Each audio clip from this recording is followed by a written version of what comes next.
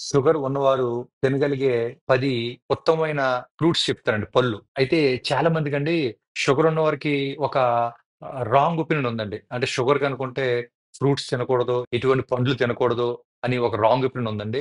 అసల ఫ్రూట్సు, పండ్లు చాలా మంచిదండి మన ఆరోగ్యానికి. మీరు షుగర్ ఉన్నవారు ఎటువంటి ఫ్రూట్స్‌ని సెలెక్ట్ చేసుకోవాలంటే లో గ్లైసెమిక్ ఇండెక్స్ ఉన్న ఫ్రూట్సు, హై ఫైబర్ కంటెంటు, దాంట్లో విటమిన్స్, మినరల్స్, యాంటీ ఆక్సిడెంట్స్ ఎక్కువున్న పండ్లు సెలెక్ట్ చేసుకోవాలండి. అయితే షుగర్ ఉన్నవారు తినగలిగే 10 బెస్ట్ ఫ్రూట్స్ పండ్లు మీకు చెప్తానండి. 1 స్ట్రాబెర్రీ. స్ట్రాబెర్రీలో ఫైబరు, యాంటీ ఆక్సిడెంట్స్ ఉంటాయండి.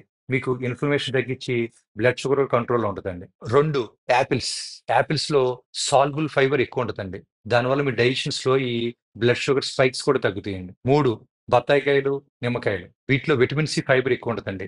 మీ గుండె ఆరోగ్యానికి, మీ రోగనిరోధక శక్తి, ఇమ్యూన్ సిస్టమ్ బాగా పనిచేయడానికి చాలా అవసరం అండి. 4 పియర్స్. ఈ పియర్స్‌లో ఫైబర్ ఎక్కువ ఉంటదండి. దానివల్ల బ్లడ్ షుగర్ లెవెల్స్ బాగా రెగ్యులేట్ అవుతాయండి. 5 చెర్రీస్. ఈ చెర్రీస్‌లో యాంథోసైనిన్స్ ఉంటాయండి. దానివల్ల మీ ఇన్సులిన్ సెన్సిటివిటీ బాగా పెరుగుద్దండి. 6 పీచెస్. దీంట్లో గ్లైసెమిక్ ఇండెక్స్ తక్కువ ఉంటదండి. విటమిన్ ఏ, విటమిన్ సి ఎక్కువ ఉంటదండి. ఇంకా అవి డైజెషన్‌ని, మెటబాలిజం బాగా సపోర్ట్ చేస్తాయండి. 7 జాంకాయ. దీంట్లో ఫైబరు, విటమిన్ సి ఎక్కువ ఉంటదండి. మీ బ్లడ్ షుగర్ లెవెల్స్‌ని బాగా రెగ్యులేట్ చేస్తదండి. 8 కివి. దీంట్లో షుగర్ తక్కువ ఉంటదండి. ఫైబర్ ఎక్కువ ఉంటది. దానివల్ల మీ గ్లూకోజ్ అబ్జార్ప్షన్ తగ్గిస్తదండి. 9 అవకాడో. దీంట్లో హెల్తీ ఫ్యాట్స్, ఫైబర్ ఎక్కువ ఉంటదండి. Blood sugar స్పైక్స్‌ని తగ్గిస్తదండి. 10 పుచ్చకాయ. దీంట్లో హైడ్రేషన్ బూస్టింగ్ ప్రాపర్టీస్ ఉంటదండి.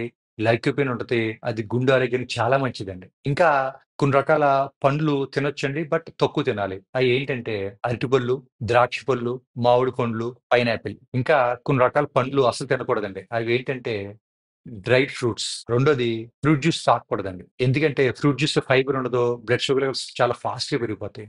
మరింత సమాచారం కోసం కింద కామెంట్ సెక్షన్‌లో లింక్ చూడండి.